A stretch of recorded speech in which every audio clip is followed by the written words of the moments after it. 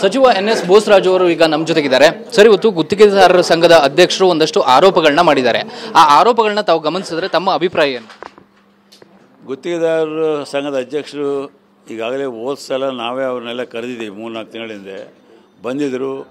ಹೋದ ಸಲ ಬಜೆಟ್ನಲ್ಲಿ ನಮಗೆ ಸಿಕ್ಕಿರ್ತಕ್ಕಂಥ ಅನುದಾನದಿಂದ ನಾವೇನು ಯಾವ ರೀತಿಯಾಗಿ ನಾವು ಮಾಡಿದ್ದೇವೆ ಎಂಬ ವಿಷಯನ ಅವ್ರ ಗಮನಕ್ಕೆ ತಂದಿದ್ದೀವಿ. ಸಣ್ಣ ಪುಟ್ಟ ಕಾಂಟ್ರಾಕ್ಟ್ಗಳು ಒಂದು 583 ಮಂದಿಗೆ ಹೋದ ಸಲ 24-25 ಬಜೆಟ್ನಲ್ಲಿ ಅವ್ರಿಗೆಲ್ಲ ಕ್ಲಿಯರ್ ಮಾಡಿದ್ವಿ. ಸಣ್ಣ ಪುಟ್ಟವ್ರಿಗೆ ಉಳಿದಂಥವ್ರಿಗೆ ಯಾವ ರೀತಿಯಾಗಿ ನಾವು ಪೇಮೆಂಟ್ಸ್ ಮಾಡಿದ್ವಿ, ನಮ್ಮ ಹತ್ರ ಬಂದಿದ್ದೆ ಅಮೌಂಟು ಅಂತ ಅವ್ರು ಕ್ಲಿಯರಾಗಿ ಹೇಳಿದ್ವಿ. ಇದ್ರ ಪ್ರಕಾರ ಆಯಿತು, ನಮ್ಮ ಅವ್ರ ಕಷ್ಟಗಳು ಎಲ್ಲ ಹೇಳಿದ್ರು. ಅವ್ರ ಕಾಂಟ್ರಾಕ್ಟ್ ಕಷ್ಟಗಳು ಏನು ಸಾಧ್ಯ ಆಗ್ತದೋ ನಾವು ಅದನ್ನು ಪರಿಚಯ ಮಾಡಿ ಕೊಡ್ತೀವಿ ಅಂತ ಹೇಳಿದ್ವಿ. ಸೊ ಇವತ್ತೇನು ಆಪಾದನೆ ಅವ್ರು ಮಾಡಿದ್ರೆ ಅದ್ರ ಬಗ್ಗೆ ನನಗೆ ಮಾಹಿತಿ ಇಲ್ಲ.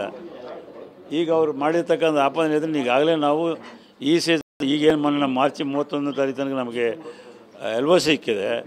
ಆ ಹೆಡ್ ಆಫ್ ಅಕೌಂಟ್ಗಳಲ್ಲಿ ಬಂದವ್ರ ಪೈಕಿ ರೀ ಇನ್ಮೇಲೆ ಮನೆ ಕೆಲಸಕ್ಕೆ ಹೆಲ್ಪ್ ಮಾಡ್ಬೇಕು ನೀವು. ಯಾಕೆ ನಿಂಗೆ ಎಲ್ಲರ ಕೆಲಸ ಸಿಗ್ತಾ? ಕೆಲಸನ ನೋವೇ ನಾನೇ ಬಾಸ್ ಆಗ್ತೀನಿ. ಬಾಸ್ ಅದೇಗೆ? ಬಾಸ್ ವಾಲ ಬಿ ದ ಬಾಸ್. ಎಲ್ಲ ಕಾಂಟ್ರಾಕ್ಟ್ರಿಗೆ ಅಧಿಕಾರಿಗಳು ನಿರ್ದೇಶನ ಕೊಟ್ಟಿನಿ.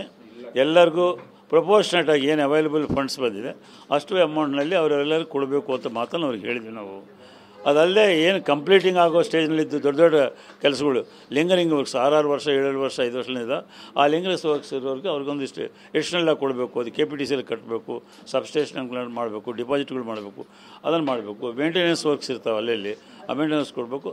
ಅದನ್ನು ಮಾಡಿ ಪ್ರಪೋರ್ಷನಾಗಿ ಎಲ್ಲರಿಗೂ ಕೊಡಬೇಕು. ಯಾರಿಗೆ ಏನು ಮಾಡಿದ್ವಿ ಎಂಬುದು ನಮ್ಮದೆಲ್ಲ ಪೇಪರ್ ಮೇಲಿದೆ.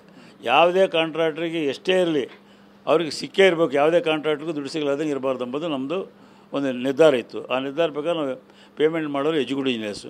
ಎಲ್ಲಾದರೂ ಏನಾದರೂ ಅಲ್ಲಿ ತಪ್ಪಾದರೆ ನಾವು ಅದನ್ನು ಇಮಿಡಿಯೇಟ್ ಸರಿಪಡಿಸ್ತೀವಿ, ಅವ್ರ ಮೇಲೆ ಆ್ಯಕ್ಷನ್ ತೊಗೊತೀವಿ. ಬಟ್ ಸರ್, ಈಗ ನೇರವಾಗಿ ನಿಮ್ಮ ಮಗನ ಹಸ್ತಕ್ಷೇಪ ಇದೆ ಅಂತ ಆರೋಪ ಮಾಡ್ತೀವಿ. ಅದು ಸತ್ಯಕ್ಕೆ ದೂರವಾಗಿದ್ದ ಸಂಗತಿ. ಯಾವುದೇ ಕಾರಣಕ್ಕೆ ಯಾರ್ದು ನನ್ನ ಡಿಪಾರ್ಟ್ಮೆಂಟ್ನಲ್ಲಿ ಯಾರ್ದು ಹಸ್ತಕ್ಷೇಪ ಇಲ್ಲ. ನಾನೇ ನೇರವಾಗಿ ಡೀಲ್ ಮಾಡ್ತೀನಿ. ಯಾವುದೇ ಮೀಟಿಂಗ್ಗಳು ಮಾಡಲಿ, ಯಾವುದೇ ನಿರ್ಧಾರ ತೆಗೆದುಕೊಳ್ಳಿ, ಯಾವುದೇ ಅಪ್ರೂವಲ್ಸ್ ಕೊಡಲಿ, ಎಲ್ಲ ನಾನು ಮಾಡ್ತಕ್ಕಂಥದ್ದು ನಾನೇ ಮಾಡ್ತೀನಿ. ಅವ್ರು ಯಾರ್ದು ಹಸ್ತಕ್ಷೇಪ ಪ್ರಶ್ನೆ ಇದರಲ್ಲಿ ಬರೋದಿಲ್ಲ.